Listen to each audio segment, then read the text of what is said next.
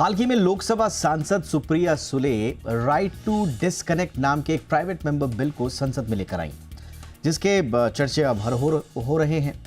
इस बिल के तहत ऑफिस टाइम खत्म होते ही आपका निजी समय शुरू हो जाएगा, यानी बॉस का फोन उठाना या ईमेल का रिप्लाई करना आपकी मर्जी होगी, मजबूरी नहीं। छुट्टियों में भी यही नियम लागू होगा। और अगर कोई कंपनी इस नियम को तोड़ती है, यानी कि अगर आपके बॉस ने आपको कॉल किया, कोई ईमेल आया ऑफिस का और आपने जवाब नहीं दिया और आपके ऊपर कोई डिसिप्लिनरी एक्शन लिया जाता है, ये अगर पकड़ा जाता है तो कंपनी को आपके बॉस को जुर्माना भरना पड़ सकता है। हालांकि दुनिया में ये कोई नया कानून नहीं है, नए नियम नहीं है, लेकिन भारत में चर्चा आजकल क्योंकि तेज़ हो गई है, इसीलिए आज हमने इस पूरे मसले पर कई एक्सपर्ट्स को बुलाया है, आमंत्रित किया है। उनसे हम चर्चा करेंगे कि ये बिल वस्तु स्थिति के कितने दूर और कितने पास। मेरा नाम है दीपक डोभाल, आप देख रहे हैं आपकी खबर आपका फायदा। मैं लौट रहा हूं मेहमानों के साथ, आप देखिए ये रिपोर्ट।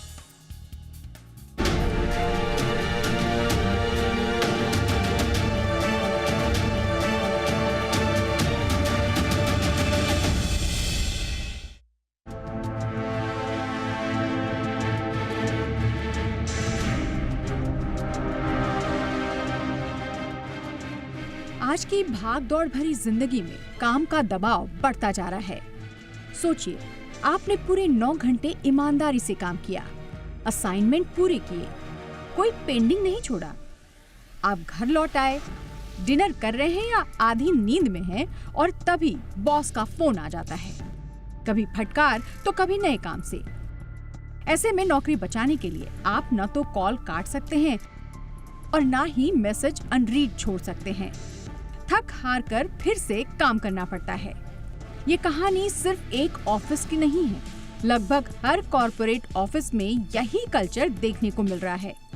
बॉस की उम्मीद होती है कि कर्मचारी ऑफिस टाइम के बाद भी फोन उठाए और काम करे। नतीजा, वर्क लाइफ बैलेंस पूरी तरह बिगड़ जाता है। कॉर्पोरेट ऑफिस के इस मनमाने कल्चर को रोकने के लिए संसद में एक अहम प्राइवेट मेंबर बिल पेश हुआ है। इस बिल का नाम राइट टू डिस्कनेक्ट बिल 2025 है, जिसे एनसीपी सांसद सुप्रिया सुले लेकर आई हैं। राइट टू डिस्कनेक्ट यानी अलग होने का अधिकार। इस बिल के मुताबिक हर कर्मचारी को ऑफिस टाइम के बाद काम से जुड़े इलेक्ट्रॉनिक कम्युनिकेशन से डिस्कनेक्ट होने का अधिकार मिलेगा। मतलब ये कि ऑफिस के बाद बॉस का फोन उठाना या ईमेल का जवाब देना कानूनी रूप से जरूरी नहीं होगा।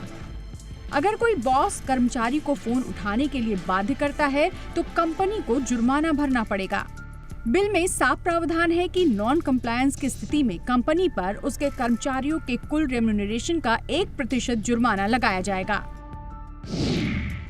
इस बिल का मकसद है भारत में कर्मचारियों के लिए वर्क लाइफ बैलेंस को बढ़ावा देना। सुप्रिया सुले का कहना है कि डिजिटल और कम्युनिकेशन टेक्नोलॉजी काम में फ्लेक्सिबिलिटी देती हैं, लेकिन प्रोफेशनल और पर्सनल लाइफ का बैलेंस बिगाड़ देती हैं। इसका सीधा असर कर्मचारियों की सेहत पर पड़ता है। फिलहाल ये प्राइवेट मेंबर बिल है, जिसे लोकसभा में पेश किया गया है। अगर ये पास होता है तो राज्यसभा में जाएगा और अगर कानून बन गया तो ऑफिस टाइम के बाद बॉस का फोन उठाना आपकी मजबूरी नहीं, आपका अधिकार होगा। ब्यूरो रिपोर्ट, जी मीडिया।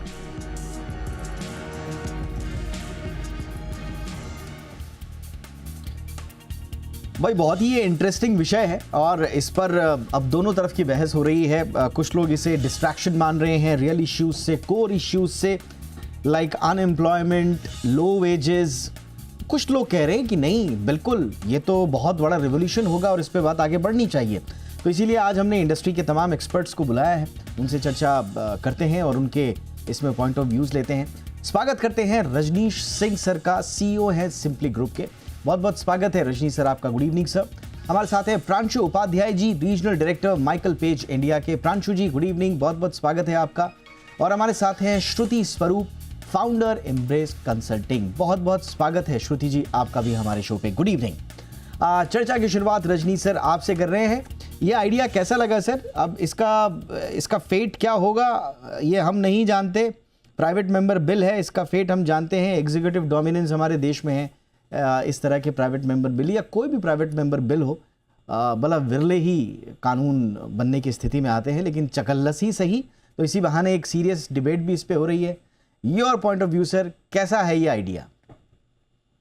नहीं, देखिए, आइडिया तो बहुत इंटरेस्टिंग है दीपक। और मेरा मानना है कि जिस तरह से जैसा हम लोग बोल रहे हैं कि डिजिटल का जो हमारे लाइफ में इतना ज़्यादा इनरोड हो रहा है, एक तरह से कहीं ना कहीं प्राइवेसी पे काफ़ी इंट्रूजन है।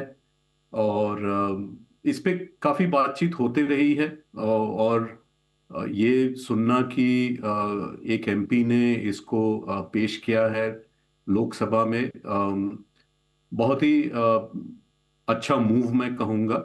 Because end of the day stress बढ़ता जा रहा है काम पे। लोगों को एक ब्रेक मिलना काम से, बहुत डिस्कशन हो रहा है हमारे ही शो पे। आपके शो पे हमें याद है कि हम लोग यहाँ पे 70 आवर्स 90 आवर्स की भी डिस्कशन हमने की है। और उससे अगर रिलेटेड अगर हम इसको देखेंगे तो नेचुरली ये उस प्रावधान और उस सजेशन के काउंटर है कि हमें कहीं ना कहीं एम्प्लॉयज का हेल्थ का, खास करके नॉट ओनली फिजिकल हेल्थ, कहीं उससे ज्यादा मेरे को लगता है मेंटल हेल्थ की जो सिचुएशन बढ़ती जा रही है हमारे देश में, दुनिया में मैं कहूँगा। तो उससे अगर आप रिलेटेड देखेंगे तो इस पे कहीं ना कहीं एक अच्छा मैं मूव कहूँगा। और इसको अब जैसा इसे भी पेश किया गया है, इस पे मैं मानता हूँ बहुत, जितनी भी इससे रिलेटेड पार्टीज हैं, अभी बहुत डिस्कशन होना होगा इसके ऊपर। Absolutely sir. एक तो प्राइवेट मेंबर बिल है, तो जैसे मैंने बताया कि भारतीय संसद में जो प्राइवेट मेंबर बिल्स हैं उनकी सफलता दर बहुत ही कम है, और इसलिए बड़ा मुश्किल है। बट बहरहाल समय की कमी भी होती है इसमें, क्योंकि सिर्फ फ्राइडे का दिन ही इसके लिए मुकर्रर किया जाता है, उसी पर शुक्रवार को चर्चा होती है। हम तो जान ही रहे हैं कि पार्लियामेंट में ओवरऑल कितना कामकाज हो रहा है, उसमें भी एक फ्राइडे का कामकाज, फिर उस पर भी प्राइवेट मेंबर बिल, क्योंकि बहुत सारे होते हैं। बट क्योंकि हेडलाइंस बनी है, और ये बनी इसलिए है क्योंकि ये नीड ऑफ द आवर कही जा रही है।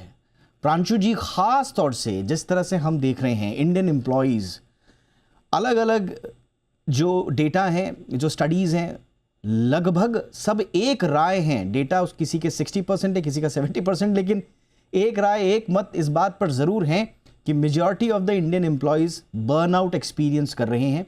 और ये ग्लोबल एवरेज से कई मरतबा ट्रिपल है। मतलब अब 20% है अगर ग्लोबल एवरेज, तो हमारे यहाँ 60-70%।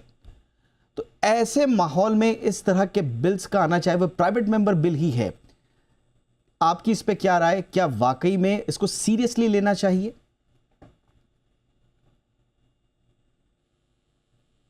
प्रांशु जी, आप म्यूट हैं।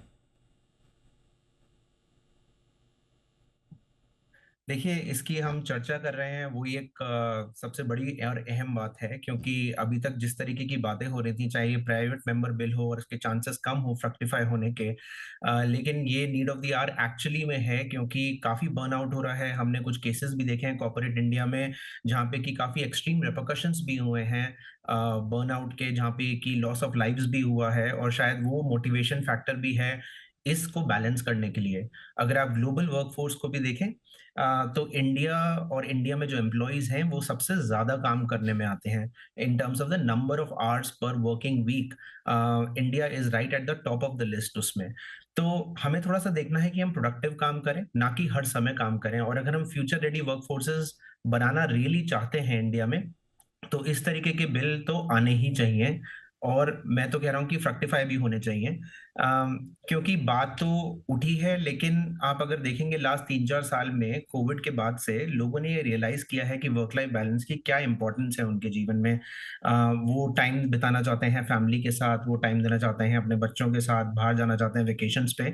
लेकिन ये एक ऑलवेज हैंगिंग सोर्ड अगर उनके हमेशा रहेगी कि बॉस का फोन आया तो वेकेशन पे भी लेना पड़ेगा, लैपटॉप निकाल के काम करना ही पड़ेगा, ये वेस्टर्न वर्ल्ड में इस तरीके की एक्सपेक्टेशंस है ही नहीं, और ये इंडिया में ही एक कल्चर सेट हो चुका है। तो इस कल्चर कि मोनोटनी को ब्रेक करने के लिए इस तरीके के बिल्स को लाना इंपॉर्टेंट है। लास्ट 2-3 साल में जब भी हमने सर्वे किया है, इनफैक्ट माइकल पेज की भी सर्वे रिपोर्ट है, एम्प्लॉय से जब पूछा गया कि आप किसी एम्प्लॉयर के लिए काम करते टाइम किस चीज को सबसे ज्यादा महत्ता देते हैं, तो फ्लेक्सिबिलिटी और वर्क लाइफ बैलेंस आप मानिएगा कि सैलरी से भी ऊपर आता है। सैलरी टॉप 3 फैक्टर्स में आती है, लेकिन अब फ्लेक्सिबिलिटी और work life balance number 1 factor है, जहां पे कि ये एम्प्लॉय चॉइस लेता है कि किस एम्प्लॉयर के साथ काम करना है या नहीं। और जब हम रिक्रूटमेंट भी करते हैं तो उसमें बहुत ही सीधी हाइब्रिड वर्क कल्चर है, कितने दिन ऑफिस जाना है, कितना काम करना है, पोस्ट वर्किंग आवर्स कितना काम है, एक्सेट्रा। तो मैं तो सोचता हूँ कि एक सही डायरेक्शन में कदम लिया है। अब देखिए इसका आगे रिजल्ट क्या रहता है, Absolutely. लेकिन हम जितनी सी चर्चा करेंगे उतना ही बेहतर है। एब्सोल्युटली। देखिए, संसद में उठा हुआ हर मुद्दा ज़रूरी नहीं कि अपने खास तौर से प्राइवेट मेंबर बिल ज़रूरी नहीं कि अपनी परिणति तक पहुँचे, लेकिन संसद में उठी हुई एक एक बात बड़ी गंभीर होती है। वहाँ पर उठा हुआ कहा गया एक एक शब्द क्योंकि नोट किया जाता है, वो इतिहास के पन्नों में दर्ज हो रहा होता है, इसलिए वहाँ पर उठी हुई एक एक बात मुद्दों के रूप में इतिहास में दर्ज होते हैं। इस मायने में ये बड़ा महत्वपूर्ण बिल है और जैसा कि हमारे एक्सपर्ट्स बता रहे हैं कि नीड ऑफ द आवर भी है।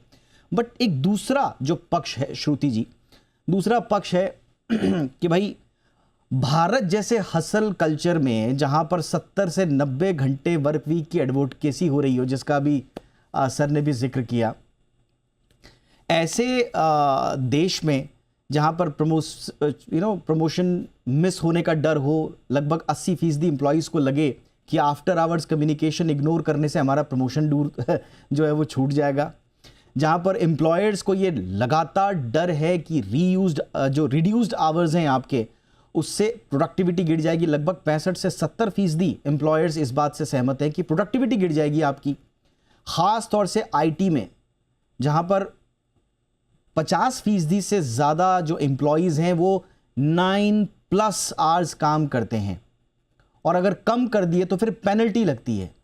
ऐसे देश में कितना प्रैक्टिकल माने इस तरह की बहस को श्रुति जी? थैंक यू ये दूसरे साइड दिखाने के लिए, क्योंकि रजनीश सर और जो दूसरे पैनलिस्ट हैं, Anshu, sorry, thank you Priyanshu.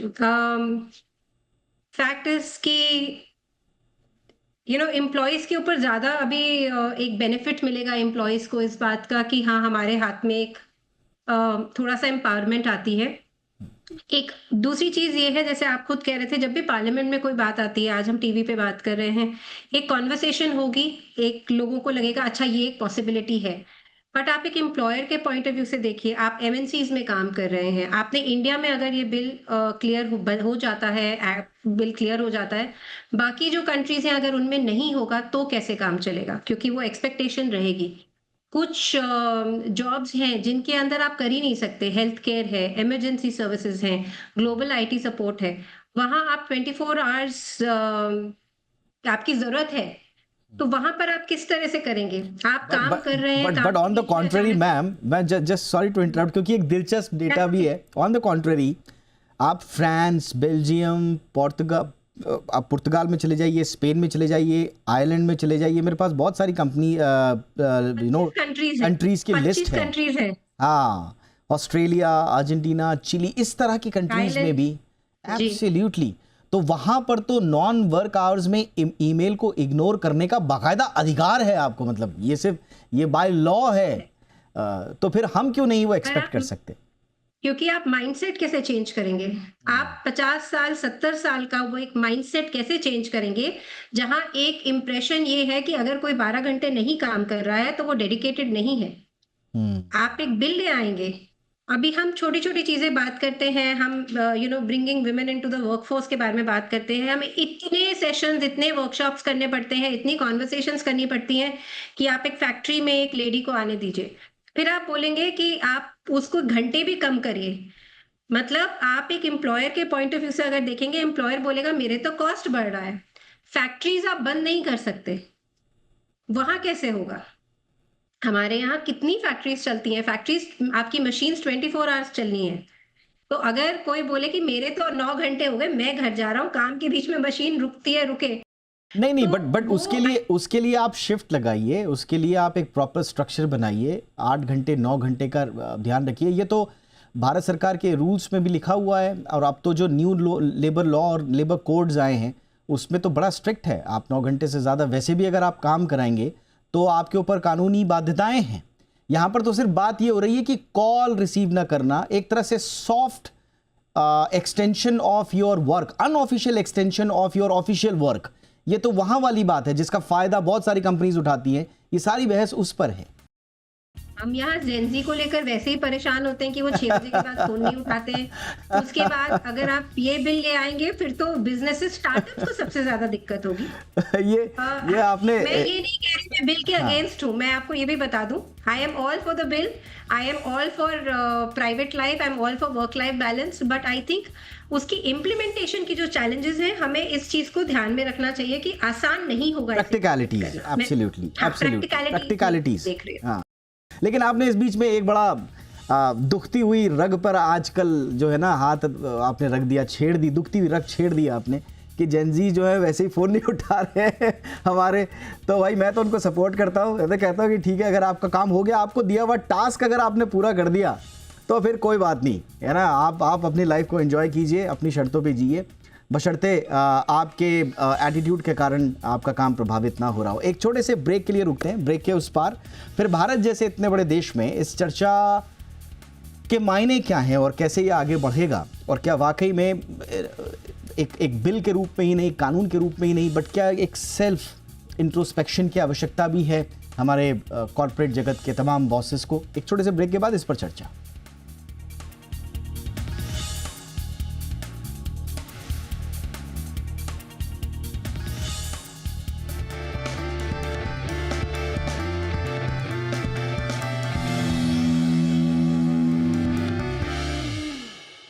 Break के बाद आपका स्वागत है। तो राइट टू डिस्कनेक्ट पर इन दिनों चर्चा चारों ओर है, और हम भी इसीलिए आज कर रहे हैं इंडस्ट्री एक्सपर्ट्स के साथ चर्चा।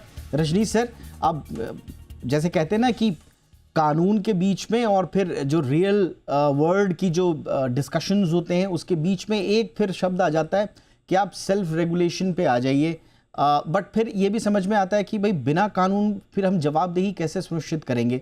सेल्फ रेगुलेशन की बात तो अरसे से चली आ रही है, दशकों से, हम तो कहते हैं कि सहस्त्राब्दियों से चली आ रही है सेल्फ रेगुलेशन की बात बट ओवर वर्क पर स्पष्ट सीमा आज तक नहीं है।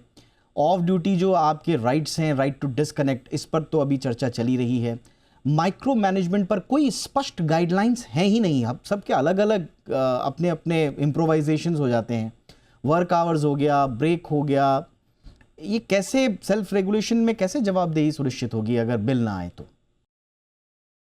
बड़ा अच्छा वर्ड आपने यूज किया दीपक, सेल्फ रेगुलेशन। और मेरा मानना है कि ये शब्द दोनों पार्टी पे अप्लाई होनी चाहिए, एम्प्लॉयर पे भी और इक्वली एम्प्लॉय पे भी। ज्यादा रोल इसमें रहेगा एम्प्लॉयर का, और जैसा श्रुति ने कहा कि एक माइंडसेट चेंज होने का जरूरत है। और मैंने अपने करियर में एमएनसी में भी काम किया और इंडियन कंपनीज में भी काम किया, और फिर हम लोगों ने काफ़ी ऐसे क्लाइंट्स के साथ भी काम किया, खास करके इंडियन कंपनीज। आई थिंक वहाँ पे ये लागू करना, ऐसा चेंज लाना, ये एक बहुत ही बड़ा, अगर मैं वर्ड यूज करूँ, एक ट्रांसफॉर्मेशन की बात है। तो इट्स नॉट कि एक छोटा ये चेंज की बात हम नहीं कर रहे हैं, ये बहुत ही बड़ी ट्रांसफॉर्मेशन की बात कर रहे हैं। और जो कि हम लोग पहले भी चर्चा करते रहते हैं, शायद हमारा देश ऐसे दौर से भी गुजर रहा है कि ग्रोथ काफ़ी बात हो रही है। अगर हम हमेशा डेटा देखें तो हमें लगता है जीडीपी इतना बढ़ गया, जीडीपी उतना बढ़ गया, फास्टेस्ट ग्रोइंग इकोनॉमी। उसका एक प्रेशर हमेशा रहेगा एम्प्लॉयर्स पे ऐसे कानून को पुश बैक करने का।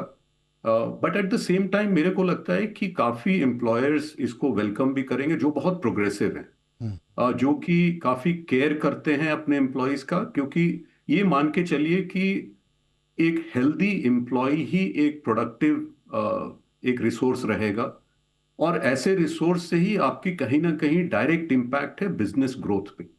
तो अगर जो भी एम्प्लॉयर ऐसी सोच रखेगा, ऐसी माइंडसेट रखेगा, इसको कहीं ना कहीं वेलकम करेंगे। बाकी लोगों को आई थिंक, जैसा हम लोगों ने देखा, प्रांशु भी जैसे बोली कि ऐसी चीजों पे चर्चा ही होना एक बहुत ही अच्छी शुरुआत है। जी। और ये फिर टाइम की बात है कि इस पे धीरे धीरे हमें करके जैसे हम लोग हैं या प्रैक्टिशनर्स हैं, राइट। एम्प्लॉयर्स की फेडरेशन है, एम्प्लॉयज की भी जितनी ऐसी बॉडीज हैं, जी। वहां पे इसको एक खास टॉपिक बना करके अगर इस पे चर्चा होते रहेगा तो कहीं ना कहीं धीरे धीरे एब्सोल्युटली हम कुछ ना लोग ये कुछ एक शायद बीच का रास्ता ट्रांसफॉर्मेशन ले बिल्कुल आए। एब्सोल्युटली निकलेगा। बहुत संक्षेप में प्रांशु जी आपसे समझ लेंगे कि फिर एक बहस का एक मोड़ फिर एक जगह पर आकर रुक जाता है और वो चर्चा वो बहस उस मोड़ तक आती है जहां पर ये कहा जाता है कि भाई इस तरह के अगर आप स्ट्रिक्ट रूल्स लेकर के आएंगे, बहुत ज़्यादा ओवरसाइट होगा, तो फिर ग्लोबल कॉम्पिटिटिवनेस प्रभावित होती है। सारी कंपनीज को आपको फ्लेक्सिबिलिटी चाहिए, जिसका जिक्र मैम भी कर रही थी। तो इंडिया जैसे इमर्जिंग मार्केट में अगर इस तरह के स्ट्रिक्ट लॉज आएंगे तो सीधा सीधा हवाला ये दिया जाता है कि भाई फॉरेन इन्वेस्टमेंट कैसे आएगा, फॉरेन कंपनीज कैसे आएंगी, आपको एम्प्लॉयमेंट जनरेशन कैसे होगा। तो क्या ये मायने रखता है? देखिए, मायने तो रखता है क्योंकि इंडिया को एक ग्लोबल हब बोला जाता है जहाँ पे कि बहुत सारा आउटसोर्सिंग का काम भी आता है, लेकिन इसका मतलब ये नहीं है कि अगर डिफरेंट टाइम जोन्स हैं वर्ल्ड में तो India should always be ready 24/7। जो आपने अर्लियर बात करी थी शिफ्ट वाली, वो मैन्युफैक्चरिंग में नहीं, सर्विसेज एनवायरनमेंट में भी काफी एप्लीकेबल है। जी। गलत चीज वहां पे आ जाती है कि ये पे एक माइंडसेट चेंज है। अगर आप ऐसा बिल भी ले आएंगे तो क्या रिपरकशंस हैं अगर आप एक्चुअली एम्प्लॉय को फोन करते हैं, आपने बताया 1% ऑफ रेम्यूनरेशन उस पर पीनलाइज होगा। लेकिन देखिए, ये ना पूरा कल्चर से शुरू होती है बात, ये सारा माइंडसेट की बात है कि आपका बॉस क्या इतना केयरिंग है। और मैं तो कहता हूँ कि यही चीजें ऑर्गेनाइजेशन को, अच्छी कल्चर्ड ऑर्गेनाइजेशंस को डिफरेंशिएट करती हैं एक ऑर्डिनरी कल्चर्ड ऑर्गेनाइजेशन से, और वहीं एम्प्लॉयर की प्रेफरेंस दिखाता है। तो कंपेटिटिव एडवांटेज तो डेफिनेटली रहेगा इंडिया का, लेकिन वो इस बात से नहीं होगा। आप प्रोडक्टिविटी की बात करिए ना, कि आप जिन वर्किंग आवर्स में काम कर रहे हैं उसमें आप ज्यादा प्रोडक्टिव बनिए। क्योंकि अगर एम्प्लॉय भी ये एक्सपेक्ट कर रहा है कि 6 o'clock या 5 o'clock में डिस्कनेक्ट कर दूं कंप्लीटली वर्क से, जी। तो जो आपके वर्किंग आवर्स हैं which are 9 to 5 o'clock for example, उसमें आप प्रोडक्टिविटी क्लॉक करिए। उसमें ऐसा नहीं कि 9 की जगह 10:30 तो 11 यानी कि जो अक्सर कहा जाता है ना किसी को जॉब देते हुए, एचआर भी बड़े अच्छे अंदाज में कह देते हैं, अरे काम के घंटे से हमें कोई परवाह नहीं है, हमें तो आपकी प्रोडक्टिविटी से मतलब है। तो वो रियल लाइफ में इम्प्लीमेंट करने की ज़रूरत है। श्रुति जी से मैं क्षमा चाह रहा हूँ क्योंकि आपके पास आने का मेरे पास समय नहीं है, बार बार मेरे को इंस्ट्रक्शंस आ रहे हैं कि शो रैप अप कीजिए, बट श्रुति जी ने अपने पॉइंट बहुत अच्छे से रखे and point well taken ma'am. Thank you so much for your time. Shruti Swaroop बहुत बहुत शुक्रिया। Pranshu Upadhyay ji thank you so much. Rajneesh Singh sir thank you so much sir for your time. Show में इतना ही, इजाज़त दीजिए, अपना ख्याल रखिए, नमस्कार।